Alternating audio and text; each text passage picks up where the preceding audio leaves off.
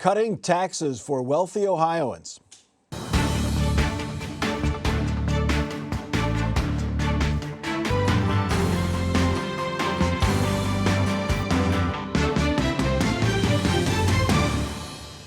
Welcome to Columbus on the Record. I'm Mike Thompson. The third version of the state budget is out, and it proposes cutting taxes for any Ohioan making more than $100,000 a year. The state Senate would do that by flattening the state income tax. If approved, Ohio's income tax rate would be 2.75% for everyone. Taxpayers who earn $100,000 or more now pay 3.5%, so they would see a 21% tax cut. Supporters say a flat tax will make Ohio more attractive to businesses and would boost the economy. Opponents say it's a payoff for upper-income Ohioans. Andrew Tobias, this has been talked about before, flattening the income tax in Ohio. What is the thinking at the State House on the chances of this getting through this time? I think the chances are pretty good. It'll be interesting to see if stuff like tax collection data coming in, there's the federal budget might make some cuts to Medicaid. That will change the fiscal picture for the state, but absent something that really makes the numbers not add up, this has been a long-term policy priority for Republicans. As long as I've been covering the State House, it's something that they've wanted to do. It's also something that Vivek Ramaswamy wants to do if he's elected governor next year. So I just think it's very much in line with what Republicans want to do, and they made the numbers add up. And so as long as that remains the case, I think that's what's going to happen. Why was this not in the House budget if it's a priority for Republicans? Did they leave it for the Senate? Was it politics in the process? At last minute, you throw this out there? I'm not a budget whiz. Yeah. I know that when Matt Huffman was asked about this, his concern was that in order to find the money for the tax cut, you have to eliminate a tax exemption for businesses. That's something that Republicans have looked at in the past, and it's always survived. So maybe just they had a different idea of how to make the numbers add up. $1 billion, Herb. Can the state afford it? Of course it can. I mean, the question becomes, what are other sources of income? What are other projections of future growth and revenue? What's going to happen with the federal government? And presumably they say if the Medicaid budget support goes below 90%, they're going to then cut off people who are on the Medicaid expansion. You want to cut them off at the same time that you're doing a tax break for the wealthy? Well, they may say yes. We can live with both. And this is really sort of mirroring what's happening at the national level. So I think you'll be seeing here that the tax system, both in the United States and in Ohio, will be having more benefits, relatively speaking, for those who are most wealthy. Yeah, I would respectfully challenge that talking point that it's a tax cut for the wealthy. Look, for the longest time, anyone making $26,000 or less pays zero income tax. I'm willing to bet everyone around this table makes more than $26,000 a year, whether it be retirement income or income with our jobs, and no one's ever mistaken us to be Les Wexner, okay? So this is working class people making 30, 40, 50, 60,000 or more, of course, or more, because there's no ceiling. So at the end of the day, this helps a vast majority of Ohioans, single moms, working class families too. It's a good thing. The median income in Ohio is $39,000. So right now they're paying 2.75. They're not going to see a tax cut.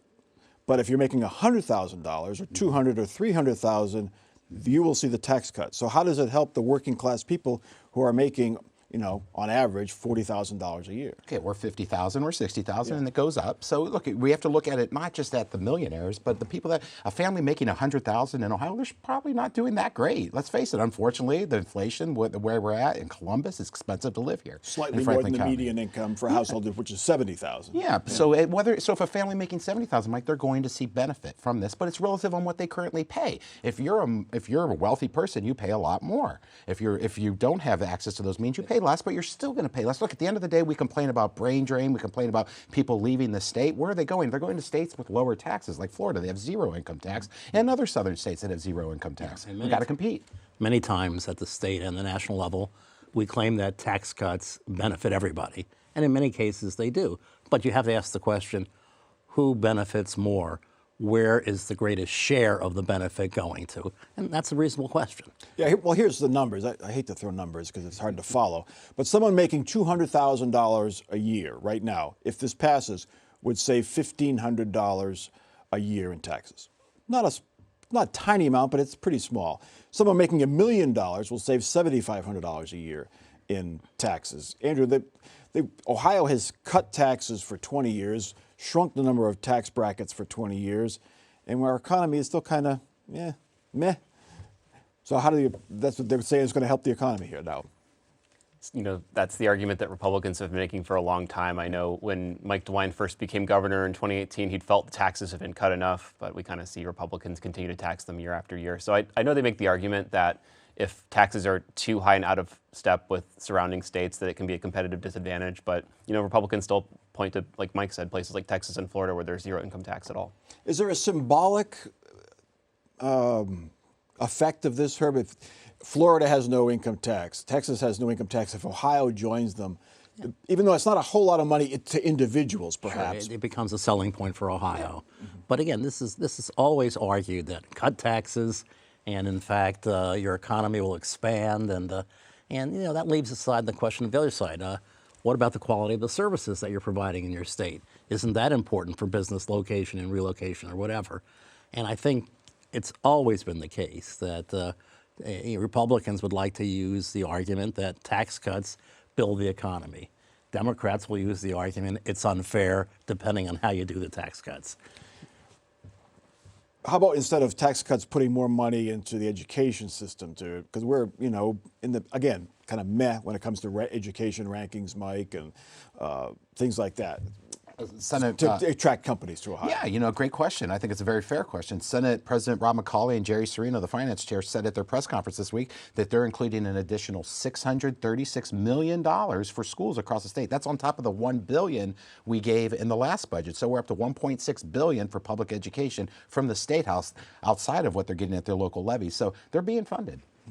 When do we take that if it's, say this passes and it's flat 2.75, Andrew, when does the effort come to lower that even more and even eliminate the income tax? Is that Vivek Ramaswamy, if he becomes governor, is that what that's going to be? Yeah, I think it's an inevitability that Ohio Republicans will try to cut the income tax every chance they get. So I would just look for it to happen in the next budget cycle, to be honest. Yeah.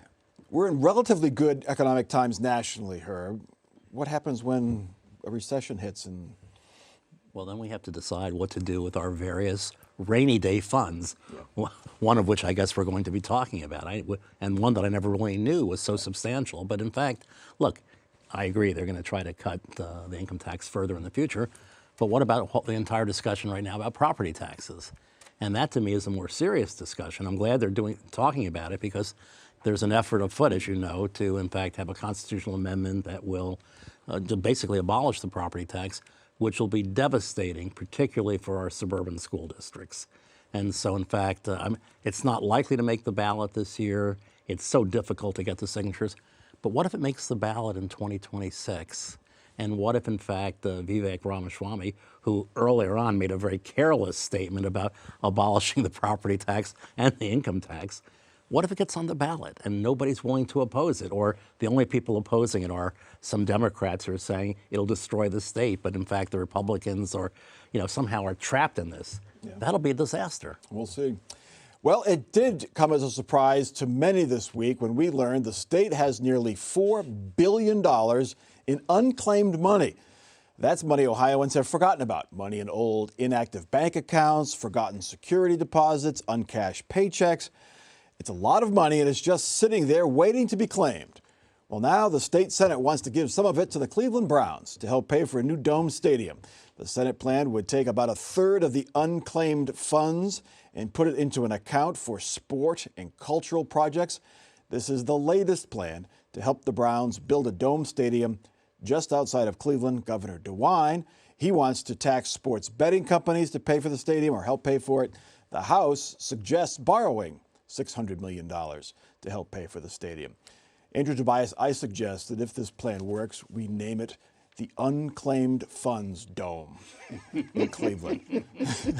Did you know this money was there? $4 billion.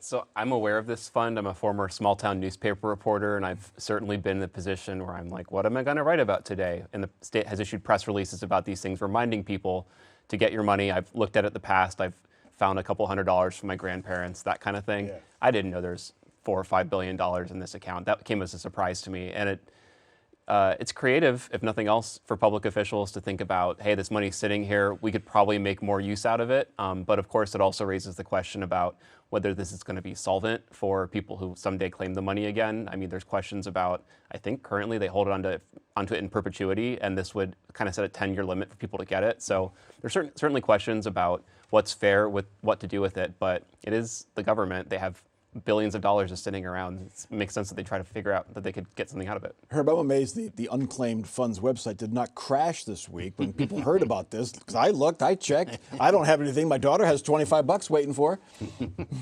I think it's a very creative idea. And again, it's a solution that is not just about the Brown Stadium. It also, two-thirds of the money they're talking about would go to other projects or whatever. And I think they were really talking about it, trying to phase it in such a way that the first dollars going out are the dollars that have been unclaimed for the longest period of time, so that if you and I have some unclaimed funds and they're relatively recent, we'll still be able to get them. But at some point that money runs out. But what they're talking about here is a one-time expenditure. So in fact, it's not an ongoing kind of expenditure. And actually, I think it's a better idea than doing bonding. Bonding, you're taking on more debt, and you're paying off the debt and out of the general revenue fund. So this is really kind of interesting. And Mike DeWine's tax increases, it had TI tax increase. Oops, I'm not sure that'll fly. Mike, $4 billion, that could fund a lot of road construction projects, drug treatment programs, high-speed rail. Why should it go to the sports? Because we have an immediate need in front of us. And again, it's sports. Immediate need for a dome stadium. Yeah, well, because it's an economic development, Mike. Tell me the last time Brook Park, Ohio had anything going for it, or most of Cuyahoga County going for it. So this is not just bringing a stadium, it's bringing hotels, bars, restaurants, condos, housing, office. So it's a huge complex. I've been to the Dallas Cowboys Stadium. It's a multi-acre complex with a lot going on. So it's going to raise a lot of revenue, too. But, at the end of the day, as Professor said, it doesn't dip into bonds and interest payments and our general revenue fund having to go pay that back. It's awesome. And the state said, look, we're even going to do $2 million in a public service campaign. Go check this website. Click here. If it's your money, take it. Go for it. So what they're not trying to just swipe it out from under people's feet. They're saying, hey, go get it, and we're going to start using this if you don't. So, but the Browns owner is a billionaire. I mean, it's economic development, but why can't private industry? And there's also a question whether it really does benefit the economy. There are many studies that say it doesn't. It will, because they're not just building a stadium; they're building all the other things. Even those projects, they say don't. So at the end of the day, 30 NFL football teams are all billionaires that own them, and every city in America would cut off their right arm to get the Browns or the Bengals, and we have to keep them. If you lose them, you ain't getting them back. Browns were lucky to get them back once when Modell left and took them to Baltimore. It ain't going to happen a third time. These things are economic drivers, and you have to have them. You can't lose them. What an enthusiastic endorsement. Go Browns. Maybe they'll get 4 wins next year. I have a question about the politics of this. There was a kind of a legislative procedural thing that some members in the House, Republicans and Democrats, tried to team up, and I don't know that it would have actually tanked the House version of this, but they tried. And there's polling that says that 70% plus of people, when you ask them, do you want to fund this way? Do you think that we should be spending tax dollars on professional sports? They say no. So I don't think it's a guarantee that this is going to make it through. So I just at least wanted to put that out there. I'll be interested to see if it does. Maybe it'll have this great benefit, but all these projects always get justified. It will build the economy, just like tax cuts will always build the economy. If you have an idea out there and you want to gain support, you say it's going to build the economy. Casinos will build the economy, and racinos will, and everything. So, I mean, again, it's wonderful to hear this enthusiasm, but I don't believe the notion that there are 30 cities in the country that would give their left arm to get the Cleveland Browns. They might want the Kansas City Chiefs. Well, Kansas City rejected public funding for that stadium. It wasn't even close, and they won the Super Bowl a few times. Anyway, the U.S. Supreme Court this week sided with an Ohio woman who claims reverse discrimination. Marlene Ames, who is straight, says she lost positions to gay workers at the Ohio Department of Youth Services. A unanimous Supreme Court ruled she does not have to meet a heightened burden to prove workplace discrimination. Many appeals courts had required white people and white men to meet a more demanding standard when claiming discrimination. The court did not rule on Ames' claim, but did send it back the case back to the lower courts. Mike Konadakis, this was a unanimous decision, and it was written by Ketanji Brown Jackson, the only black woman on the court. What does that say?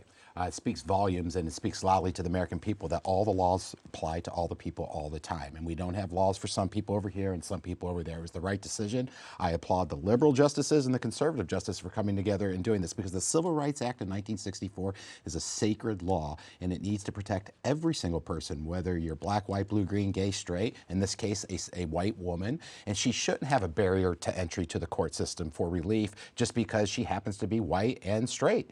And the court said she is absolutely right. Now, you're right. They didn't rule on the merits of her case. She has to go prove her case, but she doesn't have to do a heightened standard to do it. Imagine if it was because Andrew wears glasses, he has a different standard than I do. I don't wear glasses. We can't have that. It's discriminatory and it's unconstitutional, and the court absolutely got it right. I think the appeals courts, Herb, were trying to right the wrongs of the past. Yeah. And was that wrong?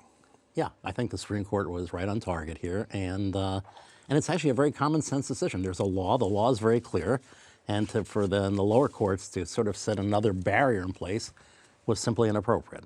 And so, in fact, the court, by a unanimous decision, and thank goodness it was unanimous, that takes it off the table and makes the point very clearly, the law applies equally to all claimants. Yeah, the unanimous decision, Andrew, helps because we're in this culture of, DEI is under attack, and those programs are trying to right the wrongs of, centuries, decades past.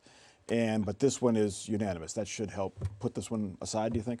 Yeah, I'm not really, a legal scholar or anything like that, but it's just interesting to consider this kind of in tandem with the U.S. Supreme Court decision about affirmative action. It's just, there's sort of a political shift in the country, whether or not that affected this decision, away from, those types of kind of that thinking. I guess I don't know how to describe it sort of, but I think I'm making myself clear. And so it's interesting as just kind of a sea change, I think.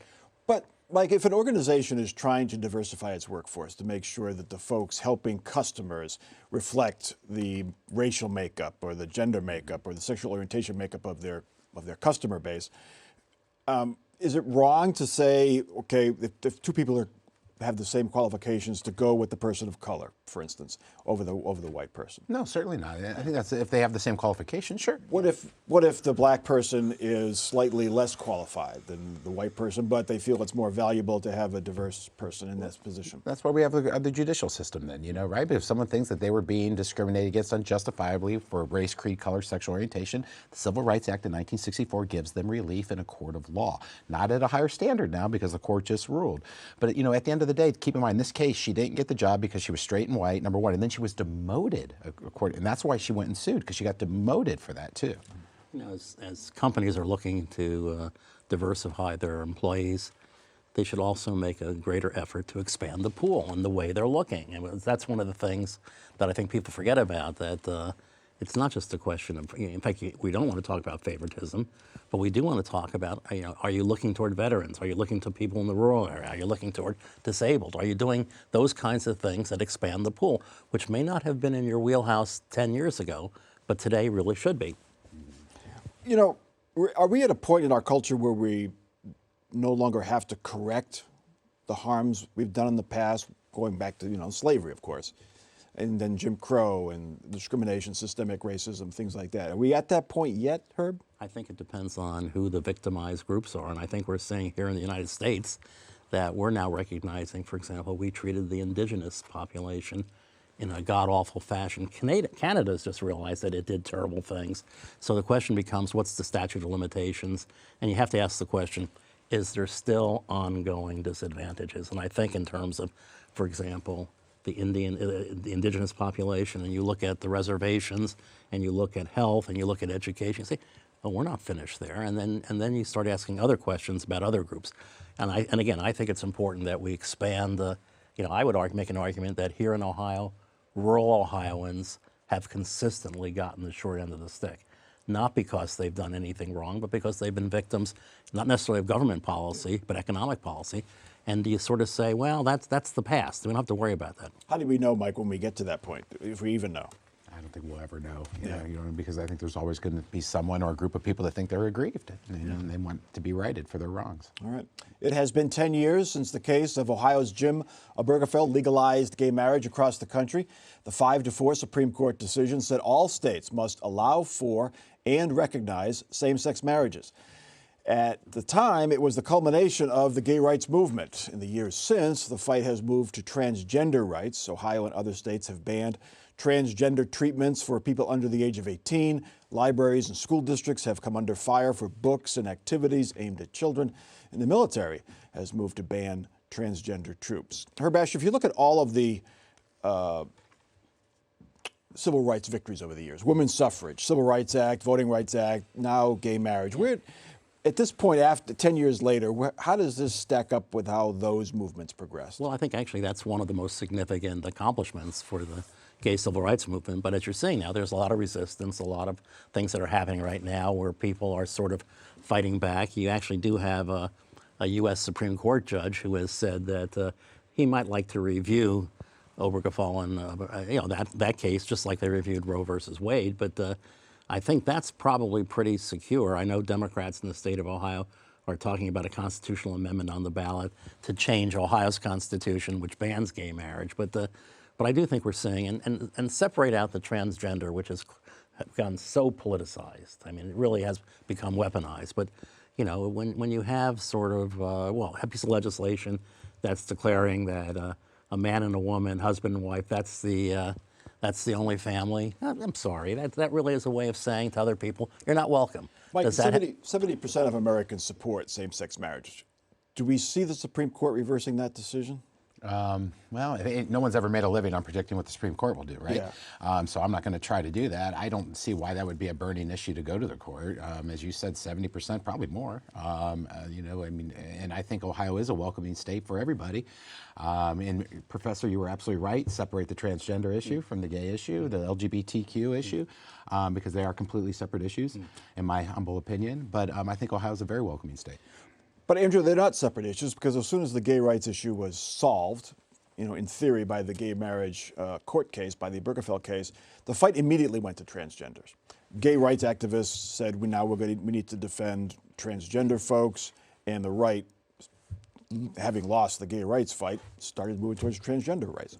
Yeah, and something I saw, I guess maybe around 2022 or so, that candidates who maybe were supportive in the past of LGBT protections, and particularly, you can kind of, if you want, kind of bifurcate transgender issues with gay issues, but they really got, kind of mushed together, and there was kind of a backlash politically where I think that you've seen kind of suspicion broadly of some candidates who were in the past more supportive of these types of things. So it'll be interesting to see if it does kind of bleed over. There are still some, conservatives who disagree with that decision. They have views, on same-sex marriage and that kind of stuff. So it's possible we'll see at some point the issue change there, but there definitely has been, a change where something that kind of seemed like a settled issue has kind of reopened in some ways. It's such a small percentage of the population. About roughly 1% of Americans are transgender, Herb. Why does it get so much attention? Because it's so unfamiliar to most people. It scares a lot of people when they hear about this.